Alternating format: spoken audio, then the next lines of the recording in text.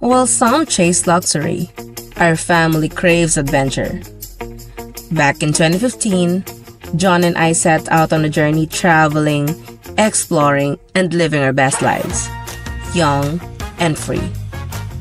Our world shifted as we built our little family, priorities changed, and the pandemic put our travels on pause. But as time passed, something was missing: the thrill of discovering new places. So we're back at it, but this time with our little crew in tow. Join us, the Francisco fam, as we embark on a mission to explore all 82 provinces of the Philippines, one stop at a time. This is Ishan, Kali, Ate Nora, John, and me, Sheena. Buckle up, we're off to the next stop.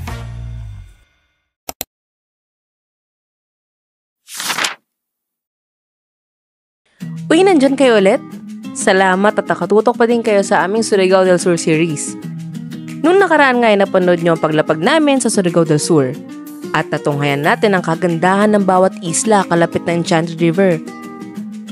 Namangha nga din kayo sa enchanting beauty ng tinaguriang most beautiful river in the Philippines, ang Hinatuan Enchanted River. Tara, samahan nyo kami ulit sa magagandang lugar na sunod nating bibisitahin. So good morning, it's our day 3 dito sa Surigao. Today is February 17. So 6:30 na, 6:30 AM. Maga kami nagising, 5:30 gising na kami.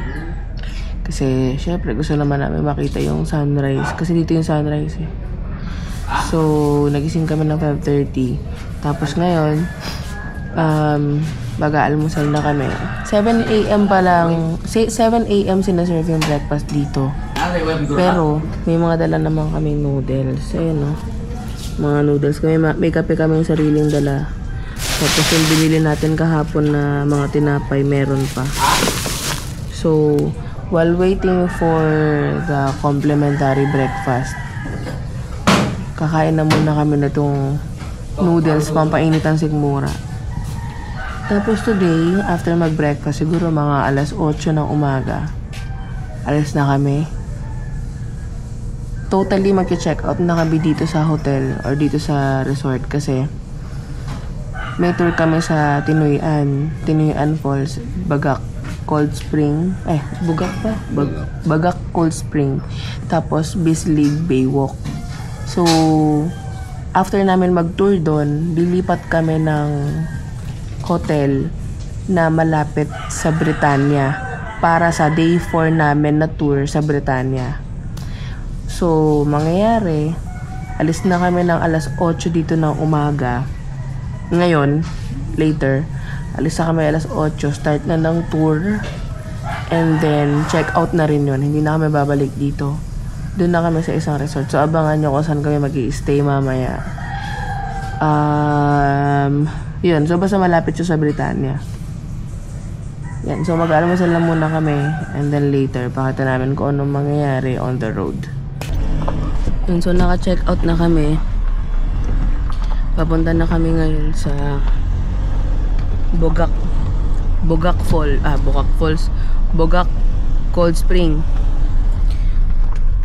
Dala na namin lahat ng gamit, lahat ng bagay namin kasi diretso na kami nito sa Britannia. Doon kami mag-check-in para mag-overnight. Malapit lang dito yung Bogak. Siguro mga ilang minutes yun, kuya? 5 minutes. 7. 5 5 to 7 minutes nandun na sa Bugak Cold Spring. Sakto, uminit-init. Kaya na kasi ang lamig. Kahit paano makakapag babad. Okay po. Okay, so nandito na kami sa Bogak Cold Spring. So, Ma'am. po. Ako ba? Ha?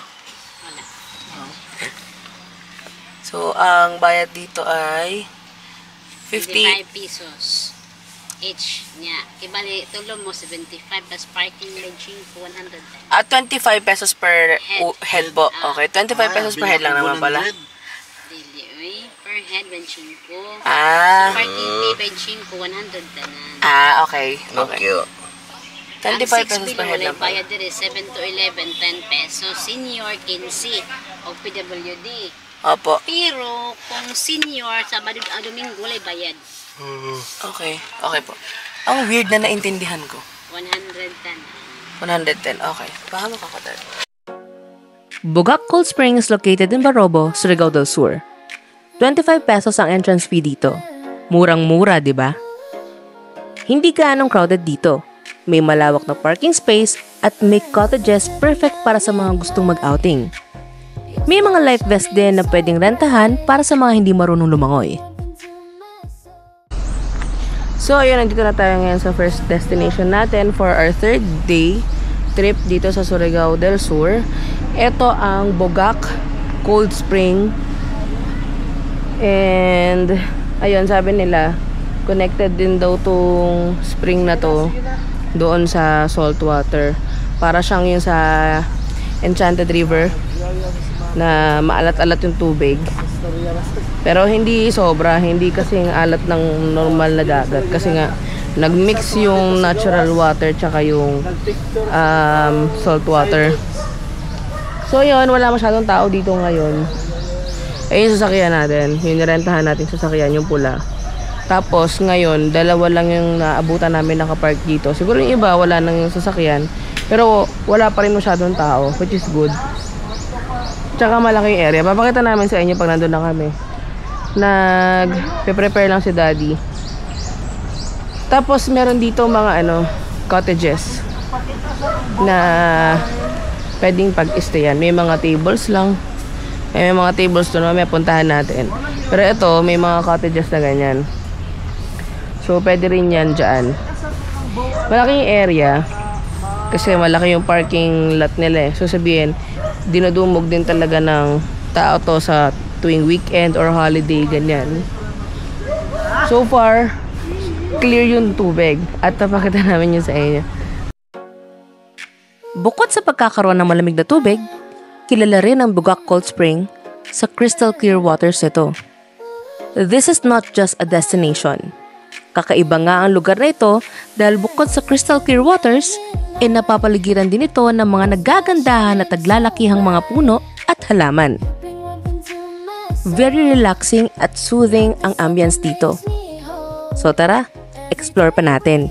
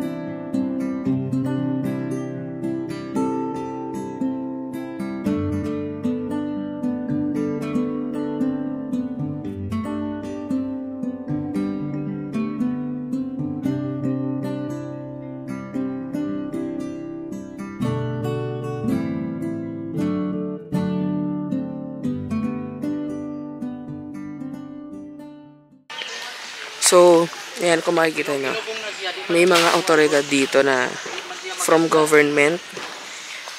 Mga nagsa-spot check yan sa mga destinations dito sa, sa Surigao. Ganyan kaayos dito. May mga nag-i-spot check kung gumagana yung mga CCTV, yung mga CCTV dyan. Kung may mga lifeguards ba, may life vest, merong mga salbabida ba, mga ganon. Security. Spot checking. So, okay din yun kasi for safety, diba? Ganun naman talaga dapat. Partida, ang entrance mo lang dito, 25 pesos. Oh, Wala 25 ka pang pesos binayaran lang. environmental fee. Wala nang environmental fee and all, pero ginagawa pa rin nila yung trabaho nila. So, yun yung sinasabi ko kanina, The mga best salbabida. tourism dito. Meron ding mga life vest na pwede nyong rentahan. So, balik tayo. Banlaw na kami. Matapos nga ang isang oras, umalis na rin kami agad at bumiyahe papuntang Bislig. Doon, dadayuhin natin ang Bislig Baywalk at Tinoyan Falls. Ang biyahe mula Bogak Cold Spring ay higit 1 oras din.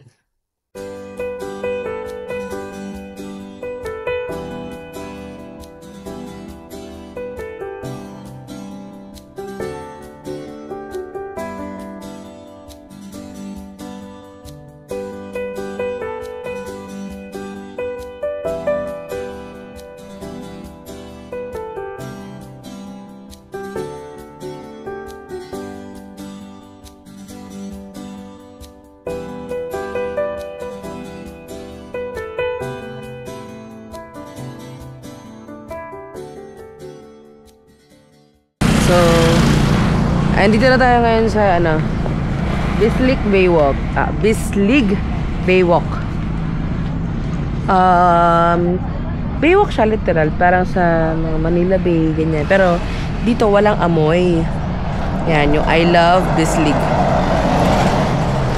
Dito kasi walang amoy yung walang amoy ang kanilang baywalk. Although yung tubig niya, yung tubig dagat nila dito sa baywalk, maputik. Pero malinis, Dad.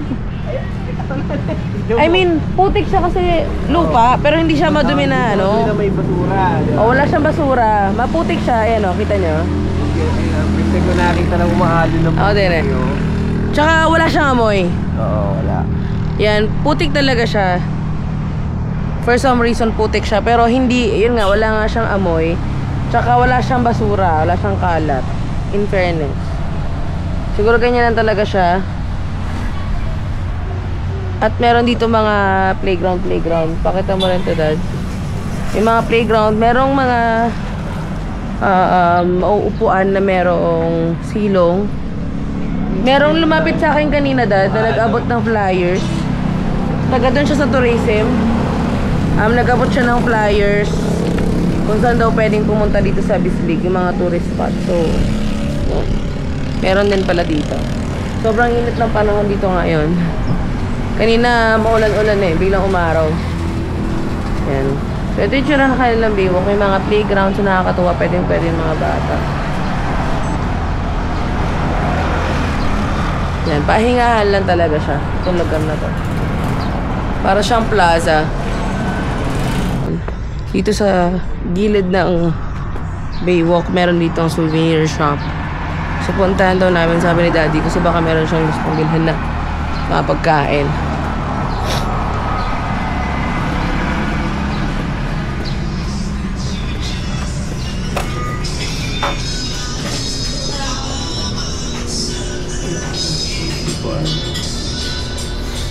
Parang masarap to.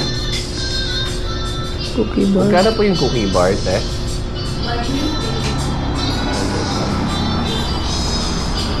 So,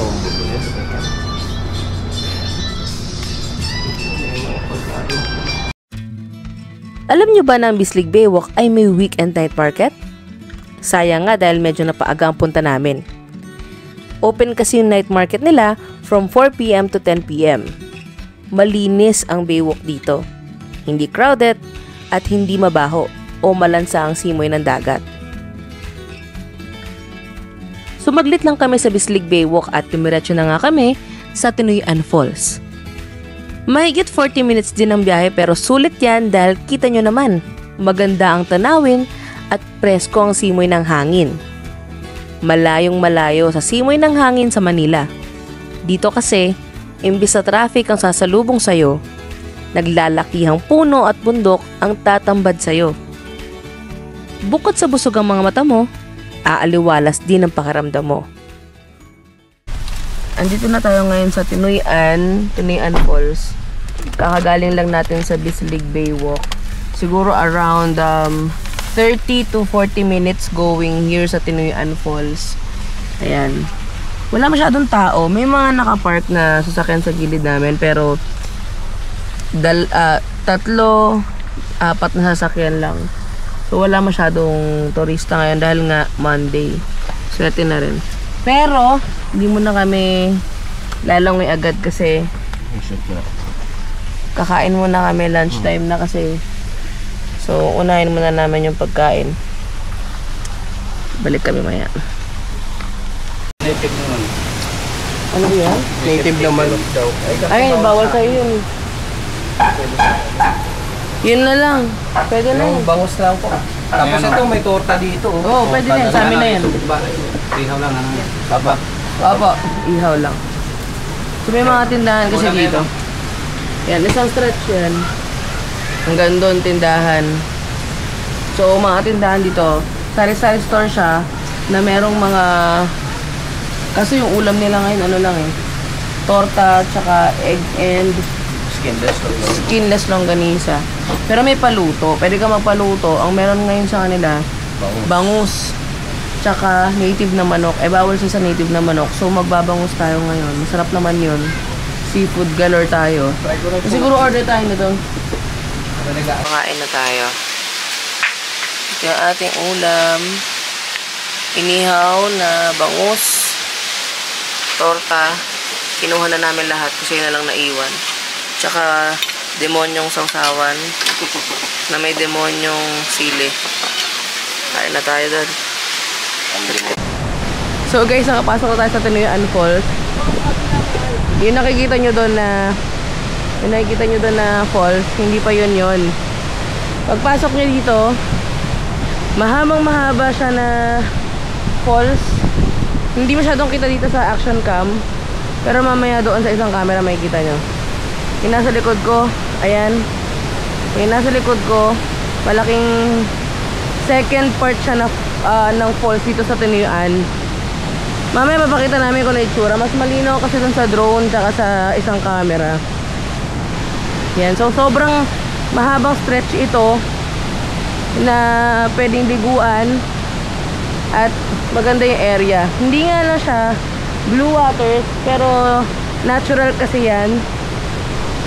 Ma-brown yung mga bato, pero okay lang kasi yung ganun talaga yung mga kulay niya. Pero malinis dito, malinis yung mga tubig. Ganun pa rin yung itsura niya, guys. Alam mo, natutuwa talaga ako. So far sa mga pinupuntahan namin destinations, kung ano yung pinuntahan ko 8 years ago, wala halos nagbago, parang gumanda pa nga. Kasi 8 years ago, medyo mas maraming tao. Hindi naman yung negative, no? Pero yun nga, mas less yung appreciation mo dun sa lugar kasi hindi ka makagalaw. Pero ngayon talaga sobrang payapa. And kahit na tinatao siya, nililinis na maayos yung area. So yung entrance fee kasi dito, dalawa, 135. So computein na lang natin kung magkano yun per head. Punta ka doon? Akin yung camera. Doon na lang tayo. Ali pa tayo sa may cottage? Oo. Tara. Wala kasi dito eh. Sa cottage tayo.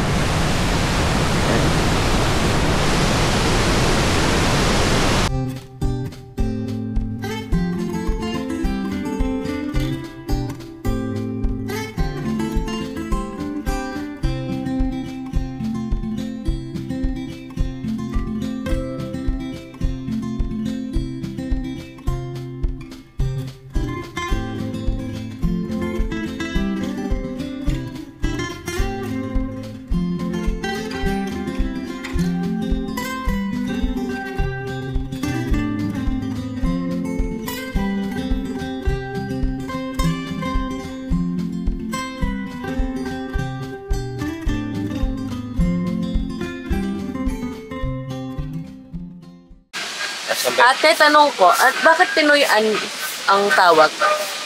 Sa una mang good ma'am, kanang wala pa ni Madibila, kuan, tinuyuan pool sa ni.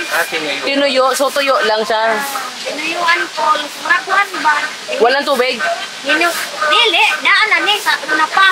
Kanang, kuan sa tribo ba, sa Manubo. Pangalan nila, Tinoy.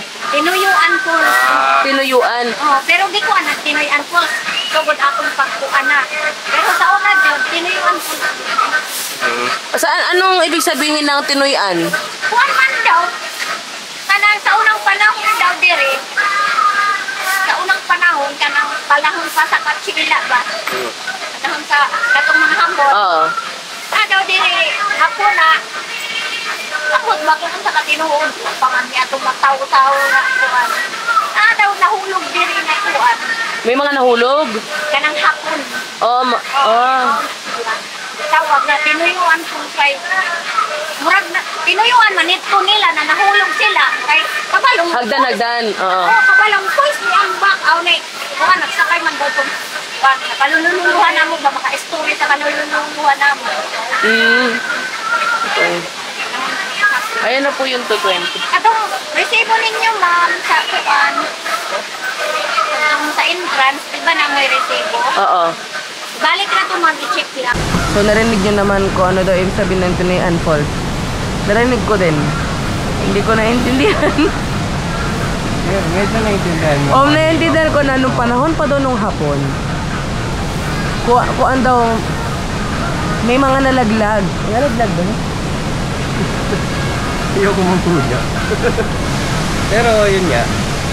Sa inyong nakuha natin, Tinoyan Falls. Nung mga panahon pa daw kasi ng hapon yun, yung mga katutubo daw, yung mga tribo yung nagpangalan dito sa ano na to, sa falls na to. Maghanap tayo mamaya ng mga kausap natin. Gusto ko malaman kasi ang pagkaintindi ko nga Tinoyan, sabi niya kasi Tinoyan daw yung falls. Natuyo ba?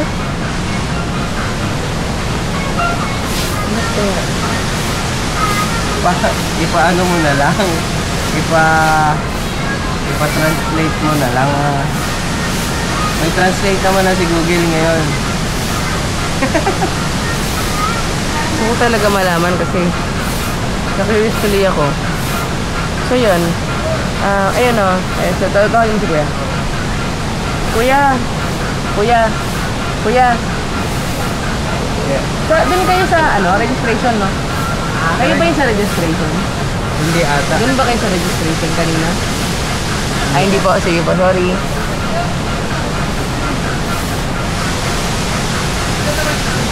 Pareha eh. Diba kung sino-sino nang tinatawag ko, malaman ko lang kung ano yung ibig sabihin ng Tinoyan Falls. Hindi naman pala siya sa registration.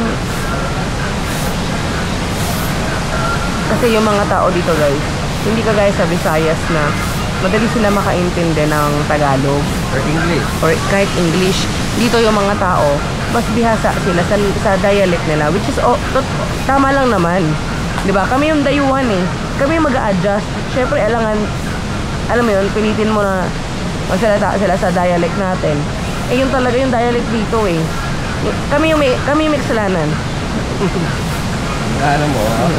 Ngayon na nakita ko na yung difference na kapag, diba, pupunta tayo sa Visayas, madali sila makaintindi ng Tagalog. Nag-i-English pa nga sila, mas magaling pa sa amin. Dito nga lang sa Mindanao, syempre, mas ino-honor nila yung dialect nila. Which is good kasi at least, diba, yun, alam mo yun, hindi siya namamatay sa culture. Yun naman kasi yung dapat. Sabi ko nga kay Daddy, gusto ko matutunan yung dialect na yun kasi nakikurious ako, parang ang lambing niya sa tenga. Parang nakakatuwa lang din pag ang dami mong nalalaman na dialect kasi masarap makapagkwentuhan, lalo na kunwari ganyan sa mga local. Casual mo lang sila makakausap kung ano ibig sabihin ng ganitong falls, bakit ka na-depend. Ngayon nahihirapan ako magtanong kasi may language barrier nga. So hahanap tayo ng tao na pwede natin pagtanungan. Siguro doon sa reception, no? Doon sa may registration, tatanong ko talaga kung ano ibig sabihin ng Tinoyan. Meron namang signage, pero hindi siya yung parang fun fact about Tinoyan. Para lang siyang what do you call this? Yung parang information about sa kung ano yung makikita mo dito, tsaka anong klaseng species yun nandito, ano yung ginagawa nila to protect Tinoyan. More on ganun yun nandun sa nakapaskil. Wala ako nakitang history, yun yung hinahanap ko. So, hanapin natin yan. Maliligo muna kami, check namin gaano ka lamig yung tubig. Ayon sa isang alamat, noong unang panahon, ang mga taga Magtiwata Mountain ay inalipin ng mga malulupit na tribo mula sa kabundukan ng Agusan. Pinahirapan sila ng kanilang mga amo at pinapagawa ng mabibigat na trabaho. Pagod na sila sa pang-abuso, kaya nagtipon sila at gumawa ng plano para makawala sa kalupitan. Isang araw, habang naglalakbay sila gamit ang gakit o bamboo raft, kasama ang kanilang mga amo, tumalon ng mga alipin at tinulak ang gakit papunta sa talon, na nagresulta sa pagkamatay ng kanilang mga amo at nagkaroon ng kalayaan. Mula noon, tinawag na Tinoyan Falls ang talon bilang pag-alala sa tapang at kabayanihan ng mga katutubong nagtagumpay.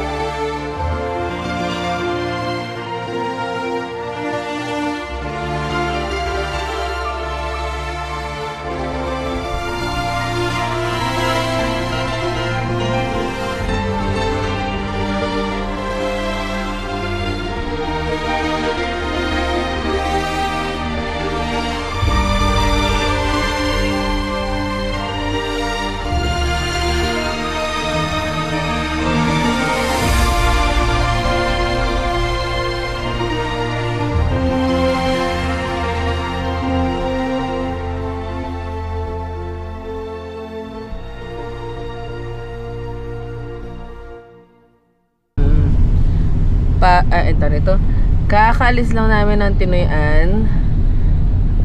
Anong oras sa ba? Alas 3 na ata. Mag-aalas 3. So mag-aalas 3 na. Umahon na rin kami agad kasi parang gusto namin magpahinga agad dun sa resort na pupuntahan namin. Kung saan kami matutulog. Yan.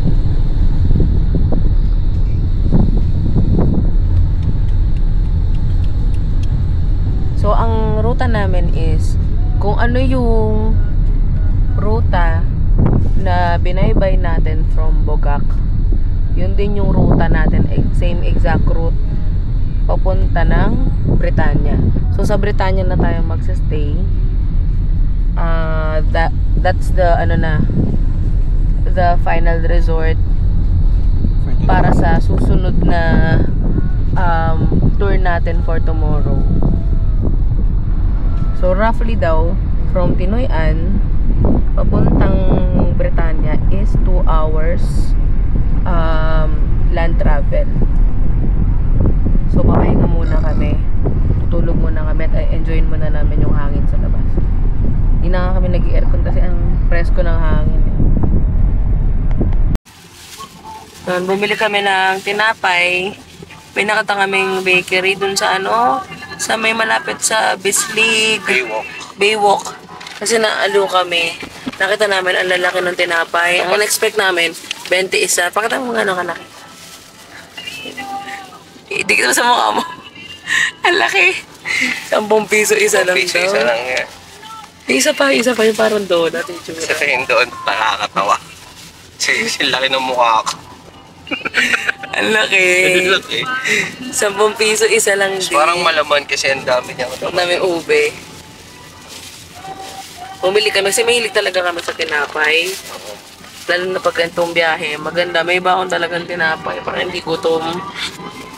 Yan, kaya tikman namin mamaya kung ano lasa. Pero mukhang masarap kasi paubos na yung ano.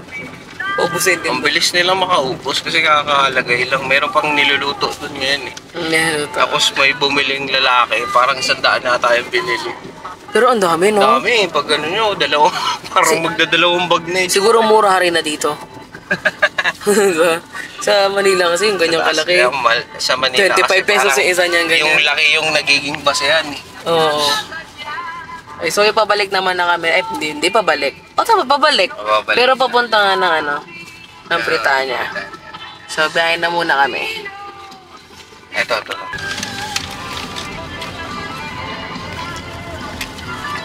Ano lasa? Yup. Moist? Ano? Ano siya? Kasang peanut butter. May peanut butter. Pa naman. Dito na kami sa may, Lianga? Lianga ba? Tama? Lianga. Ito? Jatagon ba to? Okay. O pwede ganyan lang, ma'am? Dito kami sa Lianga. Meron dito kainan. Jatagon. Sa Jatagon. Jatagon. Ay, okay na siya. Okay na. Nag-order kami. Tigi-tigi sir. Sige na mag-gusto. Order kami ng pagkain. Dito kami kakain ng dinner. Early dinner na to. Early dinner. May bopis ito, oh. Ano ba? Pastis. Oo. Pero Hindi, pero ito masarap. Ito nga din nakita ko. isang bopis po. Bopis ba to? Uy, bukit sa Bisaya.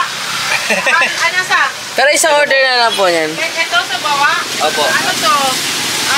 Igato. Baka na laman loob ng baka. Okay lang po. Isang order. Ito? Opo. Isang order? Opo.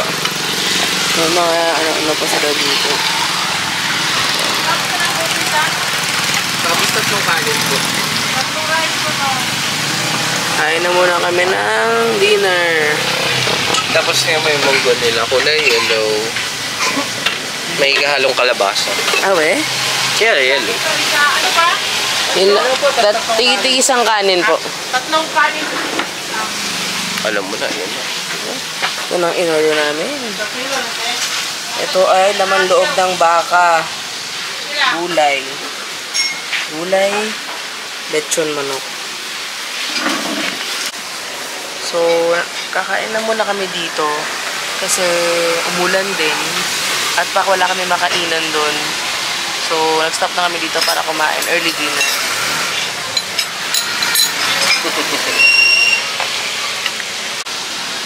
So, ito na yung mga pinagbibili namin. Siyempre, may gulay. Hindi pwede mawala. Yan, gulay.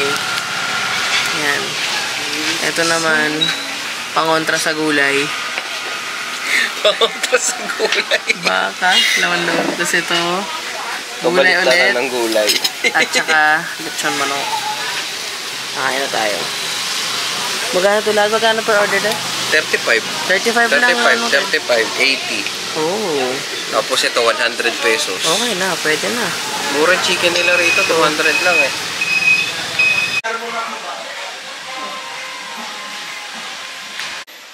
Wala masyadong gising. Hinintay niyo talaga. Sorry naman. Galing kasi kami gising. Nagtala kami.